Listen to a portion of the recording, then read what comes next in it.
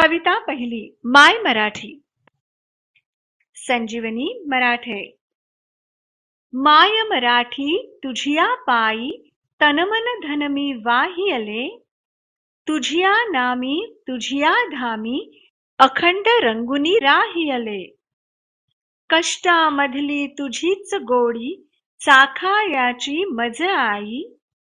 मला आवडे तुझा विसावा तुझीच निर्भर अंगाई. शब्दार्थ. तन म्हणजे शरीर, वाहियले म्हणजे अर्पण केले, धामी म्हणजे ठिकाणी घरी, चाखायची म्हणजे आस्वाद घ्यायची, निर्भर म्हणजे गाढ पूर्ण. भावार्थ.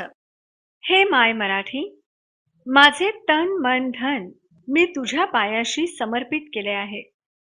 तुझ्या ठाई तुझ्या नावामध्ये मी अखंड रंगले आहे. हे आई, कष्टामधली तुझ्याच अन्नामधली गोडी मला चाखायची आहे. मला तुझ्या आश्रयाला राहायचे आहे. तू गायलेल्या अंगाईने तुझ्या मांडीवर मला निजायचे आहे. तुझे झरे अन तुझी पाखरे, वास तुझा जनलोक तुझा. हवा हवासा मला वाटतो, राग तुझा संतोष तुझा. माय मराठी तुझिया अंकी, लोळण घेते बागडते. तसेच अलगद तव आभाळी, भरारणे मज आवडते. शब्दार्थ. वास म्हणजे सहवास, रहिवास. अंकी म्हणजे मांडीवर. लोळण घेते म्हणजे झोपते. तव म्हणजे तुझ्या. भरारणे म्हणजे संचार करणे. भावार्थ. हे माय मराठी, तुझे झरे, तुझी पाखरे, तुझा सहवास, तुझी माणसे मला हवी हवीशी वाटतात. तुझा राग आणि प्रेम दोन्हीही मला हवे हवेसे आहेत. हे माझे आई, मी तुझ्या मांडीवर खेळते, बागडते. तुझ्या आभाळात हळूच संचार करणे मला आवडते. तुझे चालणे तुझे बोलणे, दाखव मजला रीत तुझी.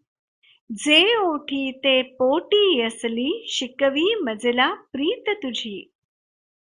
तुझियासाठी गुंफित बसते मोहनमाला शब्दांची. अर्थ साजरा गंध लाजरा, नवल परीपण रंगांची. शब्दार्थ. जे ओठी ते पोटी म्हणजे जे मनात तेच बोलण्यात. मोहनमाला इथे याचा अर्थ आहे भाषा. साजरा म्हणजे सुंदर. गंध म्हणजे सुवास. नवलपरी म्हणजे भाषेच्या वेगवेगळ्या तऱ्हा. भावार्थ. तुझ्या चालण्याची तुझ्या बोलण्याची पद्धत मला दाखव. जे पोटात असते तेच ओठात येते, असले तुझे प्रेम मला शिकव. मी तुझ्यासाठी चांगल्या अर्थाची, लाजऱ्या गंधाची, नवलाईच्या रंगाची व मधुर शब्दांची माला गुंफीत बसते. माय मराठी तुझियासाठी, वात होऊनी जळते मी. क्षणाक्षणाने कणाकणाने तुझ्या स्वरूपा मिळते मी. शब्दार्थ. स्वरूपा म्हणजे तुझ्या अस्तित्वात. भावार्थ. हे माय मराठी, मी तुझ्यासाठी ज्योत होऊन जळते आहे. क्षणाक्षणाने व कणाकणाने तुझ्यामध्ये मी विलीन होते.